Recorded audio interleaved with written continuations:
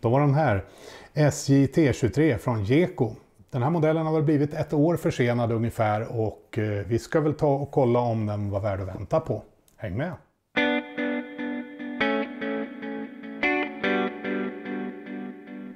Det var ett tag sedan jag gjorde en synare, ganska många månader sedan faktiskt, och den här gången kan jag inte skylla på lathet eller någonting, utan nu skyller jag faktiskt på MJ-tillverkarna. Vi som rallar svenskt har haft ett ganska skralt utbud 2023, så det har helt enkelt inte funnits mycket att titta på och inte mycket att köpa heller tycker jag. Det har varit all time low kan jag säga för med vad det gäller mina inköp i alla fall. Men det här loket har legat på min priolista. Så det här hade jag bestämt sedan länge att det här ska ingå i min samling. Med det sagt så tar vi väl och kika lite. Loket jag har framför mig det är tvårälsversion. Det är T23 nummer 113 vilket ska återspegla ett något modernare utförande av loket utan påmålade AMD-skärmar och så vidare. Vilket mer reflekterar den tidsperiod jag kör, vilket är 80-tal. Jag vet inte hur väl det här egentligen passar in, men jag vill ha det och jag tycker att det passar in och då gör det. Det har en lokdekoder inmonterad, eller rättare sagt loksound från ESU, ljuddekoder, så att det ska bli kul att se hur hela det här paketet levererar.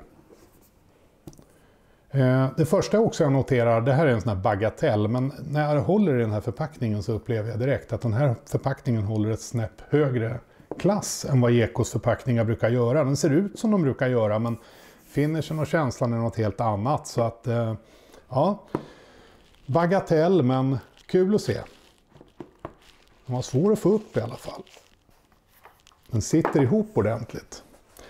Inuti så hittar vi en beskrivning. Jag vet inte om den är utskriven eller tryckt. Även den här håller lite bättre kvalitet än vad laserpappret brukar göra som kommer med. Men det är nog möjligen en utskrift det här också. Det finns lite kort om historiken. Om loket. Det finns lite tekniska data på förebilden. 15 stycken tillverkade man tydligen av den här. Och endast åt SJ vad jag förstår. Men det finns också en liten presentation här som jag tycker är rätt trevlig om lokets struktur, vilka delar som finns, släpskon, syns, och montering, strålkastare och så vidare. Det var en ganska bra överblick faktiskt över hur loket är uppbyggt.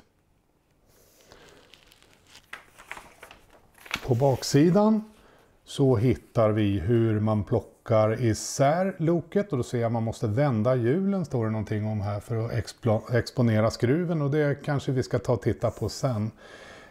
Hur man plockar loss kåpan, vilken skruvmejsel man ska använda, hur ofta ser man det. Sen finns det lite mer instruktion om uppbyggnaden, uttag och så vidare, hur man stoppar i en dekoder. Den medföljande dekodern, här finns en beskrivning på ljudfunktionerna i dekodern också. Den som sitter i då. Och det finns lite olika, ja det står en del om utgångar och så vidare. Och jag tycker att även den här bruksanvisningen tyckte jag var snäppet mer genomtänkt än Jeko brukar göra faktiskt. Riktigt bra tycker jag den ser ut. Vi ska bara se om den stämmer också, men det gör den säkert. Just det, jag fick lite skit förra synen jag gjorde för att jag var lite oaktsam med förpackningarna, och det var inte alla som förstod att jag skojade, så att det är väl bäst att jag är lite försiktig den här gången då. Jag var försiktig förra gången också, men jag gav sken av att kasta grejerna, och jag ska inte göra om det, jag lovar. En del verkar vara lite känsliga för det där. Jag börjar med att plocka upp en liten tillbehörspåse som finns här, och det är buffertbalkar ligger in här. Jag vet inte riktigt vad det ska vara bra för, men det har förmodligen någon funktion och ska kunna bytas ut mot något alternativ eller någonting sånt där. Jag vet inte varför, men det följer även med små genomskinliga plastbitar här. Så jag vet inte riktigt vad det kan vara. Kan det vara de här som sitter vid förarfönstren, någon slags deflektorer, eller jag vet inte riktigt vad de där kallas, men vi får titta på det också. Det finns några små vitrindetaljer här i alla fall. Jag utgår från att det var vitrindetaljer. Vi tar upp loket. Ja, jag slänger inte med förpackningen, jag lovar. Det väger lite grann faktiskt. Det väger förvånansvärt mycket för att vara ett så litet lok. Intressant. Det är bland det första vi ska titta på.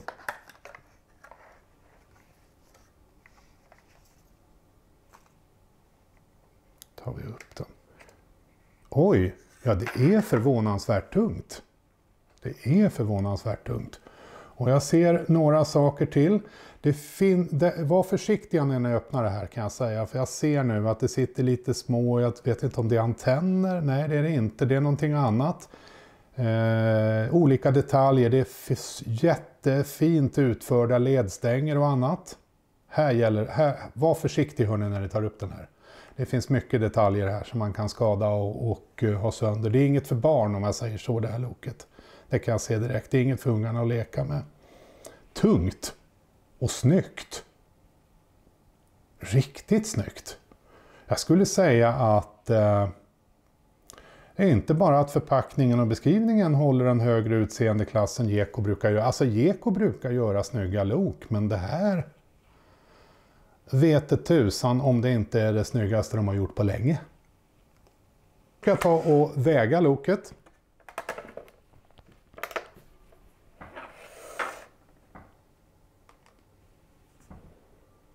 $265 gram. Är inte det ganska mycket för en sån här liten diesel? Det är ju jättemycket skulle jag säga. 265 gram, toppen. Det bäddar ju för att det här faktiskt kommer att fungera riktigt bra. Tittar vi under så kan vi konstatera att 2 slirskydd, främsta axeln är monterat. Samtliga axlar sitter förbundna med koppelstången och ja, det här bara väntar på en provkörning nu. Tycker ni inte? Nu ska jag säga på en gång att min bana är inte i skick. Av olika skäl så har det varit stillestånd ganska länge där och just nu timingen är dålig därför att igår så installerade jag blockdekoders och har inte hunnit igenom det. Så det är bara en liten bit av banan som just nu är körbar överhuvudtaget. Men lite ska vi väl kunna testa i alla fall. Vi kör! Då står loket här på min högst ofärdiga bana. För er som undrar vad jag håller på med så är det här fortfarande en byggarbetsplats. Men de här numren är för att jag håller på att lägga in blocksträckor just nu. Så att det är status det. Just här går det att köra faktiskt. Så att det ska vi göra. När jag skulle lägga in loket i centralen så upptäckte jag att det står ingenstans vad loket har för adress.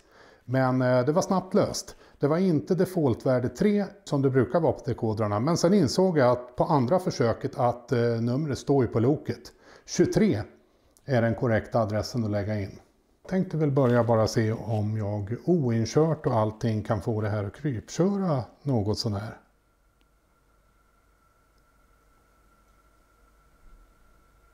Och det går ju utmärkt.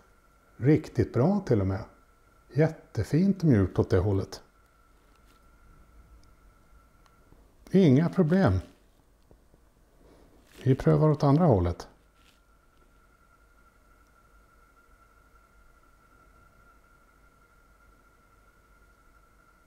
Det låter lite om drivningen men det går fint. Öka lite.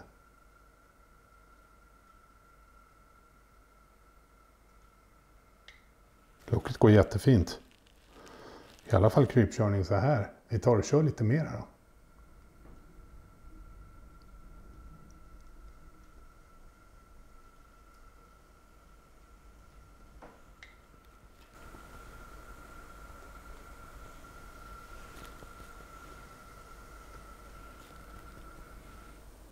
Men en diesel utan ljud hörni.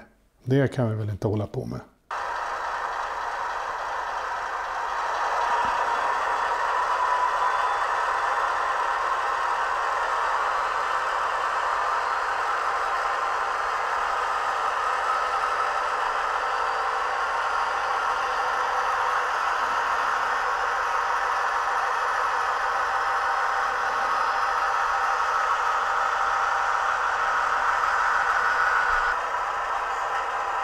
Här visade det sig för första gången att jag har ett problem med min ljuddekoder.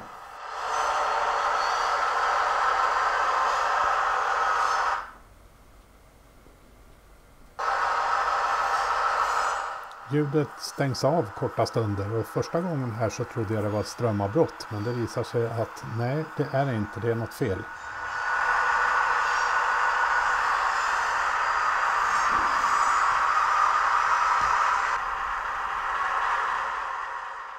Men i övrigt låter och går loket jättebra. Även över växlar, strömlösa hjärtstycken och så vidare så tycker jag att allting fungerar helt klockrent.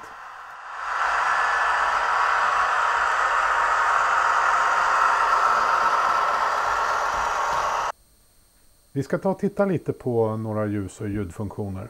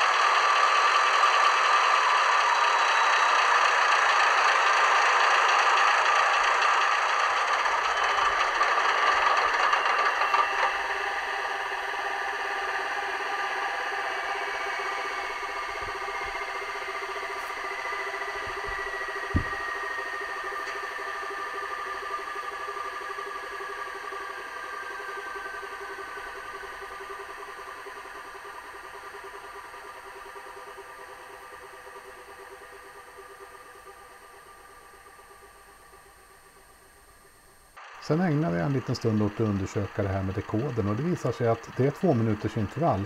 Om jag låter loket stå på tomgång så efter 2 minuter så stänger den av ljudet ett par sekunder för att sen sätta igång ljudet igen och så händer samma sak om ytterligare 2 minuter och så vidare.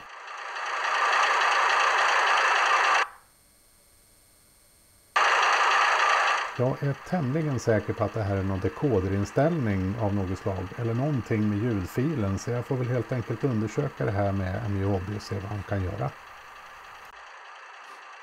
Men det här är fantastiskt. Loket har ju en Stay Alive eller buffertkondensator eller ja, kärt barn har många namn. Och riktigt bra fungerar det.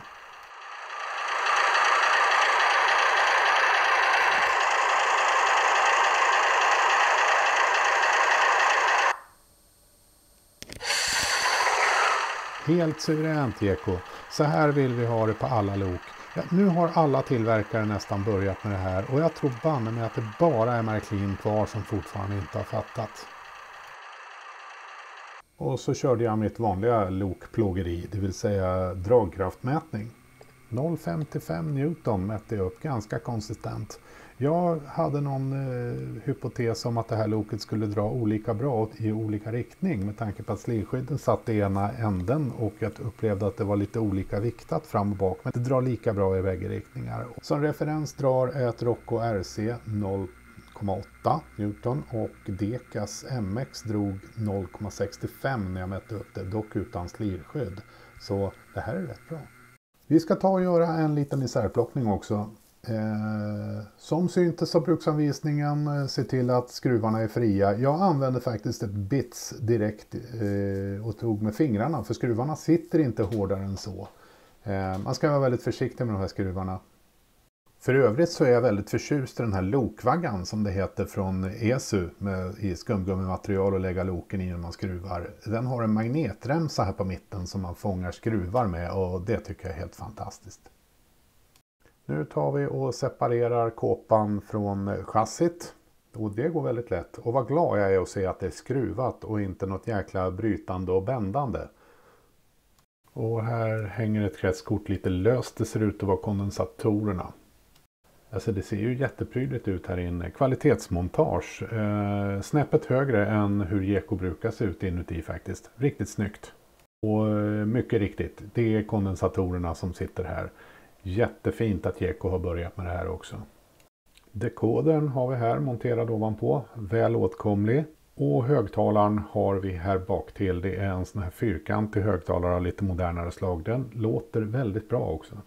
Och med risk för att börja bli lite tjatig. Skön tyngd i det här chassit. Tittar vi lite mer på mekaniken i modellen så har vi strömupptagning på samtliga hjul. Mycket bra. Första och sista hjulaxeln är ganska stela i sidled, även i höjdled. De två mittre axlarna fjädrar och är betydligt mer rörliga i sidled. Så det här ska väl bädda för bra gångegenskaper hoppas vi. Jag ser också att vi har separat lagring för hjulaxlarna. Alltså de ligger inte bara ilagda i chassit. Och det är också ett riktigt bra kvalitetstecken. Naturligtvis är jag lite mer nyfiken än så här och vill titta hur drev och så vidare ser ut här. Kan det vara metalldrev eller är det plast? Så det vill jag öppna och kika på, men här får man iaktta viss försiktighet. Det är inte bara att skruva loss utan man måste också pilla bort de här länkarna på sidan för att underredet så att säga ska släppa. Och jag tänkte bara lossa lite grann och så ser vi hur det ser ut. Jag måste verkligen jobba med ljuset när jag spelar in video för att jag känner att bildkvaliteten är alldeles för låg och grynig. Och jag tror inte att jag lyckas visa riktigt vad det är jag ser, så ni får lita på mitt ord här. Men här kan man tydligt se kontaktbläck, hjullagringar och vi kan konstatera att det är plastdrev i drivningen. Jag hoppas det inte ska vara några problem med det här. Bygget är ju kvalitet i övrigt så jag hoppas att man har lärt sig av hur man monterar plastdrev på en metallaxel. Även om det såg otroligt skört ut så var det faktiskt inte så farligt som det verkade. Det var inte som att skruva på ett lok från Brava direkt där allting bara ramlar isär när man tittar. Så att det gick faktiskt hyfsat lätt att få ihop det här igen. Jag tycker det är dags att sammanfatta och sätta lite betyg från mig på det här loket. Och jag börjar med detaljering som jag ger 9 av 10. Massor med snygga detaljer är det. Väl utförda ledstänger, sandrör, plogar, allting sånt. Fantastiskt snygg hyttinredning där man skulle kunna sätta en lokförare också. Och en jättetrevlig touch med det här maskinrumsfönstret där det också finns inredning och som dessutom är upplyst. Det är för övrigt hytten också. Inget slabb och klabb är det heller, inga limfläckar eller någonting utan trycket är rent och klart och jag hittar inga limfläckar och dumheter från någon slarvig montering. När det gäller funktion så är loket 8 av 10. Loket har gått jättestabilt här på banan genom växlar även utan polariserade hjärtstycken och så vidare. Det har gått jättebra. Givetvis med brasklappen att jag har inte kunnat ge den någon ordentlig genomkörare så här eftersom banan är i den skick den är. Ska vi leta fel så är det att jag tycker att drivningen är lite för ljudlig när man krypkör. Och så är jag lite bekymrad över det här med ljudet på dekodern med de här ljudavbrotten. Men jag drar inga växlar på det. Det kan vara ett måndagsexemplar eller en parametersättning eller någonting. Så att det här är lösbart, det är jag 100 på. Och dragkraftsmätningen visade 0,55 Newton och det tycker jag är helt okej. Tekniknivån ger jag 8 av 10. Jeko har ju fått med sig allt det här grundläggande man vill ha från ett lok idag 2024. Inklusive att Jeko äntligen har infört Stay Alive på sina lok. Det vill säga en buffertkondensator som gör att loket klarar små strömmar och lösa avsnitt på spåret. Det enda som jag egentligen saknar det är att jag skulle vilja haft fjärrstyrda koppel typ Telex på ett lok av den här typen och prisnivån. Det här loket ger jag tveklöst 8 av 10 i kvalitet. Till att börja med så är grundkonstruktionen bra. Det är separatlagrade hjulaxlar, det är strömförsörjning på alla hjul och bara en sån sak som att man skruvar isär saker istället för att bryta isär dem är toppen.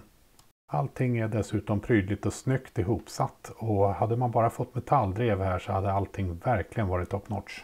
Kåpan är förvisso av plast men den är välgjord, väldetaljerad, snyggt monterad och alla tryck ser bra ut, fullt läsbara och inte en massa kladd. När det gäller prisvärdhet så ger den här modellen 7 av 10. Visst är det en hög prislapp på det här loket. 3895 för DC-version och 4095 för AC-version. Sen tillkommer dekoder då för den som vill ha digitaliserat. För visst är det här en premiummodell. Men det är också när jag lägger den i det segmentet som jag känner att ja, men det fattas ett par saker för de där sista 3 poängen och de ligger egentligen på tekniknivån. Fjärrstyrda koppel och dynamisk rök, det är något som flera konkurrenter kan erbjuda på den här nivån. Sen får vi ju respektera att Jeko är en småserietillverkare med högst begränsade resurser, men med tanke på det så har de ju verkligen gjort det här bra. Om jag ska säga några slutord kring den här modellen så den imponerar på mig väldigt. Och det säger något om Jeko faktiskt också, den här modellen. Därför att Jeko har alltid gjort jättesnygga modeller. Jag har alltid varit nöjd med den aspekten. Men det har synts att det är en småskalig tillverkare som inte har stora resurser att stoppa in i produktutveckling eller kvalitetskontroll och så vidare. Utan det har ibland funnits brister och det har funnits vissa saker som inte har riktigt varit genomtänkta och så vidare. Och kanske har det varit svårt att kontrollera en outsourcad tillverkning, vad vet jag. Det intressanta är att det syns inte på den här modellen. En del saker är väldigt subtila och andra är ganska tydliga, men till att börja med så jag började prata om förpackningen. Det var en liten annan finish. Jag tittade på bruksanvisningar, ja, men jag känner igen Jeko i den här. Det är deras stil på en bruksanvisning, men den här känns mer genomtänkt på något sätt. Kartongen, det ger en subtil känsla av nästa steg i premium. Men när jag sen tittar också inuti loket på konstruktionskvalitet och så vidare så ser jag att det här är en konstruktion som är menad att vara mer gedigen än jag har sett tidigare från Jeko. Jag ser att den är hopskruvad istället för ihopknäppt och att man inte behöver bryta någonting. Jag ser också att när man tittar på layouten inuti det gjutna chassit med kretskort och allting så ser jag att det är boxat på ett sätt som man normalt sett ser från en stor tillverkare från Märklin och Jeko, eller Rocco och så vidare. Sen går vi vidare till monteringskvalitet och jag ser att men det är snyggt och prydligt, det är bra, grejerna sitter ihop ordentligt. Och så till råga på allt, Jeko som alltid har varit duktiga på finish har höjt sig till och med där. Detaljeringen är ju super. Och funktionsmässigt är det super. Jag tycker att det här är det bästa Jeko har gjort på mycket länge. För att sammanfatta det, om Jeko fortsätter på det här sättet, ja men då har man höjt sig till nästa nivå. Ja men det var väl vad jag hade åt er idag. Om ni gillade den här videon, tummen upp. Prenumerera gärna på kanalen för det uppmuntrar mig att göra mer videos. Och framförallt kommentera gärna i kommentarsfältet vad ni tycker, om ni har synpunkter och så vidare. Både på den här videon och på annat och vad ni tycker att jag ska producera framöver. Och tills vi ses igen, kör försiktigt!